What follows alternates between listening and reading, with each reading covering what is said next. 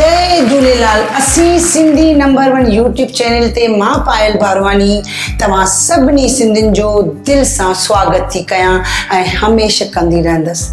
तव्हां सभिनी खे जेका मां शाबाशी ॾींदी आहियां हमेशह ॾींदी रहंदसि कि तव्हां मुंहिंजा हेतिरा वॾा वीडियोस पंहिंजो क़ीमती वक़्तु ॾेई ॾिसंदा आहियो, ॿुधंदा आहियो। पर हिकु रिक्वेस्ट बि कंदमि ऐं निमाणी वेनती जंहिंखे चइबो आहे, शेयर कयो, लाइक कयो, सब्सक्राइब कयो, तॾहिं त मूंखे सपोर्ट मिलंदी कि मां अञा अहिड़ा सुठा वीडियोस तव्हांजे साम्हूं पेश कंदी रहां। अॼु असांजे विच में हिकु अहिड़ी सिंधी पर्सनैलिटी योगा जे फील्ड मां जेका योगा मास्टर आहे उन सां मुलाक़ात कराईंदसि।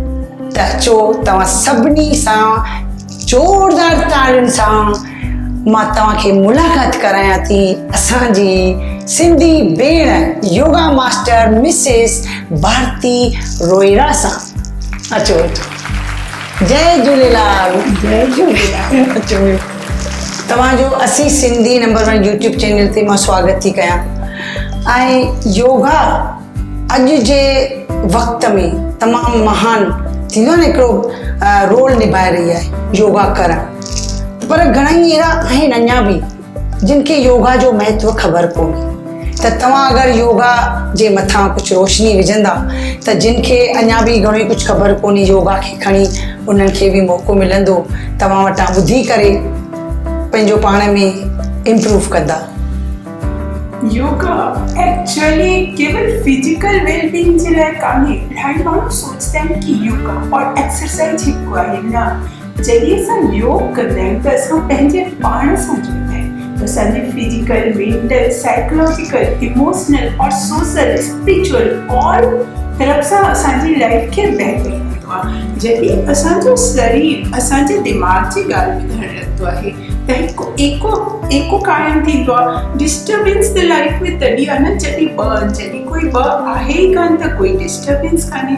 जॾहिं असां पंहिंजे पाण में हिकु यूनिटी थी वेंदा आहियूं पोइ धीरे धीरे असां सराउंडिंग खे कनेक्ट करणु लॻंदा आहियूं। इन्वायरमेंट सां गॾु, एटमॉस्फेयर सां गॾु, सोसाइटी सां गॾु सभु हिकु थियणु लॻंदा आहिनि त पूरी लाइफ पूरी शांती सां भरिजी वेंदी आहे। जीअं असांजी लाइफ में ख़ूब सारा थॉट्स बेफालतू जा ख़्याल ईंदा आहिनि जंहिंजो कोई वैल्यू न थींदो आहे। अगरि असां रेगुलर योग कयूं था त असांजे मन में थॉट्स अचणु बंदि थी वेंदा आहिनि। असां हमेशह प्लीज़ड एंड हैप्पी रहणु लॻंदा आहियूं। असांखे कंहिंसां नाराज़गी न थींदी आहे। असांजे शरीर स्वास्थ्य त सुठो थींदो ई आहे, असांजी मेंटल क्लैरिटी वधंदी आहे। असांजे अंदरि प्यार, विश्वास जहिड़ी पॉजिटिव भावनाऊं वधणु लॻंदियूं आहिनि और असां सभिनी खे पंहिंजो पाण सम्झणु लॻंदा आहियूं त कंहिंसां कोई डिस्टर्बेंस न थींदो आहे। मां सोचदी आहियां कि अॼु जी लाइफ में हर कंहिंखे पंहिंजे जीवन में योग खे शामिल करणु घुरिजे, छो कि अॼु जी लाइफ में ग्रेजुअली डिस्टर्बेंस वधे थो।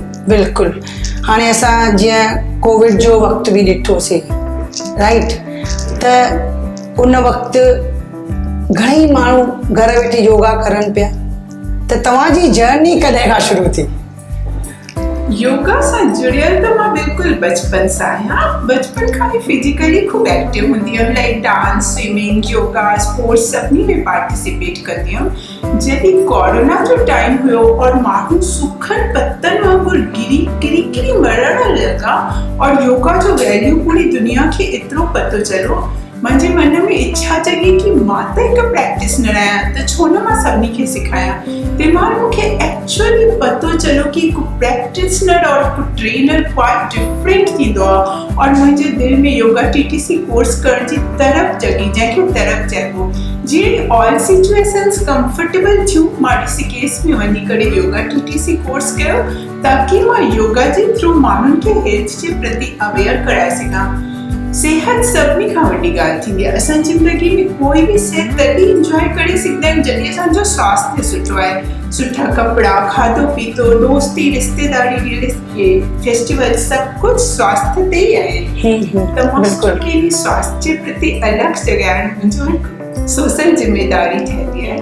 पहिरें मौक़े सां ई मां ऋषिकेश वियमि, हुते रही करे योगा TTC कोर्स कयो ऐं अची करे हिते इनिशियली त मां फ्री स्टार्ट कयो हुयो वॉलंटियर। अच्छा। और जीअं माण्हू जुड़ंदा विया हाणे घणेई तव्हांजे अंडर में स्टूडेंट्स आहिनि, भॻवानु कंदो अञा तव्हांखे घणेई स्टूडेंट्स अॻियां बि मिलंदा।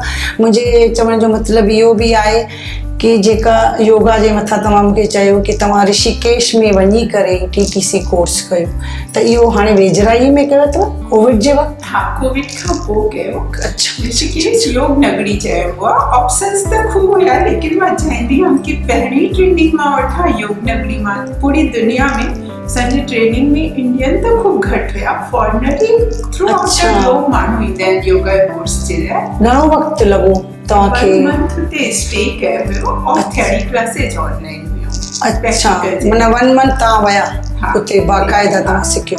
ॾाढी सुठी ॻाल्हि आहे। ख़बर पई आहे कि तव्हां न सिर्फ़ु योगा जे फील्ड में माहिर आहियो, पर तव्हां स्विमर चवंदा आहिनि न, स्विमिंग बि ॾाढी सुठे नमूने तव्हां ॼाणंदा आहियो। त छा स्विमिंग हाणे कंदा आहियो हिन वक़्तु? हिन वक़्तु न कंदी आहियां, छोकी पूरो टाइम हाणे मां योगा खे डेडिकेटेड कयो आहे। त हिकु रस्ते ते अगरि असां स्टेप बाय स्टेप वधायूं त अॻिते वधंदासीं। हिकु क़दम हेॾे खे खणंदासीं त काथे न पुॼंदासीं। लेकिन मां स्विमिंग बचपन खां स्पोर्ट्स पसंदि कंदी आहियां, त मां स्विमिंग में इलाही सारा मेडल्स विन कया आहिनि। हिकु ट्रेन स्विमर आहियां। ॾाढी सुठी ॻाल्हि आहे। ॾिसो, तॾहिं त तव्हां सभिनी खे मां अॼु मिसिस भारती रोहिड़ा सां मिलाए रही आहियां, बिकॉज़ हिननि में तमामु घणो टैलेंट भरियल आहे। असांजा सिंधी छो नंबर 1 आहिनि? छो जो हू हर खेत्र में नंबर 1 आहिनि, है न? केतिरियूं फील्ड्स आहिनि, हर फील्ड में असांजा सिंधी आहिनि ई आहिनि, ऐं भॻवानु कंदो सिंधी हमेशह नंबर 1 हूंदा। त अचो हिकिड़ी ब्रेक था वठूं ऐं पोइ वरी असीं हिन ब्रेक खे वरी सिलसिलो जारी रखंदासीं। हाणे वठूं था हिकु नंढी ब्रेक।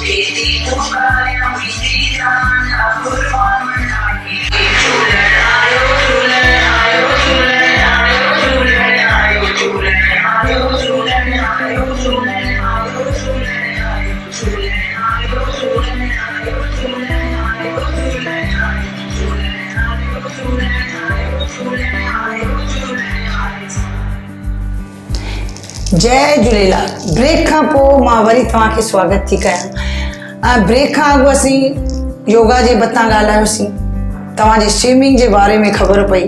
हाणे इहो ॿुधायो त तव्हांजी फैमिली में छा योगा खे एतिरो महत्व ॾींदा आहिनि? तव्हांजा ॿार, तव्हांजो पतिदेव? जीअं कि मां हाणे ॿुधायो, सिंधी नॉर्मली ओवरवेट और ओबेस हूंदा आहिनि। सॉरी टू से, बट जनरली मेल पर्सन ज़्यादा थोड़ा केयरलेस हूंदा आहिनि। सिंधी मेल पर्सन, मुंहिंजो घोट जीअं चवंदा आहिनि न, चिराग तले अंधेरो, मुंहिंजो घोट ओबेस एंड ओवरवेट आहे और फिजिकली फिटनेस जे प्रति खूब लापरवाह। हू पंहिंजी ज़िंदगी में मस्तु आहे, जॾहिं मुंहिंजी ज़िंदगी हलेसि थी। हाँ, मुझे पुटनो ऐं मुंहिंजी धीअ ज़रूरु खूब अवेयर आहिनि हेल्थ जे प्रति। उहे कुझु न कुझु एक्टिविटी एडअप कंदा आहिनि जीवन में। सिहत खूब वैल्यूएबल कंदी रहंदी आहे। सभिनी खे इन ॻाल्हि जो पतो आहे। ॾाढी सुठी ॻाल्हि आहे, पर तव्हांखे पंहिंजे घोट खे बाक़ाइदा योगा जे बारे में महत्व ॿुधाए करे उनखे सनरो ठाहिणो अथव, छो जो इहो तव्हां लाइ चैलेंज अथव एक्चुअली में। अॼु तव्हांजे चैनल ते मां इहो एक्सेप्ट कयां। बिल्कुलु। हुन खां पोइ मूंखे फोटो मोकिलिजो, बिफोर एंड आफ्टर, पोइ असां बि ॾेखारींदासीं माण्हुनि खे। ठीकु आहे, त हाणे अॻिते वधूं था सिंधियत खे खणी। तव्हां घणनि ई सिंधी ऑर्गेनाइज़ेशन सां बि जुड़ियल आहियो, राइट? सिंधियत लाइ बि घणो ई कुझु करियो पिया। त हाणे इहो ॿुधायो कि तव्हांखे लॻंदो आहे कि वाकई हिकु ॾींहुं अहिड़ो ईंदो जो हर सिंधीअ जे ज़बान में सिंधी भाषा हूंदी? मां ये महसूस कंदी आहियां, मां चई न सघंदी आहियां कि असां अभागा रहंदासीं कि छा। धरती असांजी माउ थींदी आहे। असां सिंधी अहिड़ी क़ौम आहियूं कि असांखे पंहिंजी धरती छॾे करे अचिणो पियो। मुंहिंजी मम्मी चवंदी आहे कि जंहिंमहिल पार्टीशन थियो उन्हनि खे इहो ख़्यालु बिल्कुलु न हुयो कि देश बटी वेंदो। उन्हनि इहो ई सोचियो हुयो कि दंगा जंहिंमहिल थमंदा वापसि असां पंहिंजे घर ईंदासीं। इहो सोचे करे हिकु बैग में थोरा पाइण जा कपिड़ा खणी करे निकिता हुया और बदकिस्मती सां बिल्कुलु अलॻि थी विया, बिल्कुलु सेपरेट थी विया।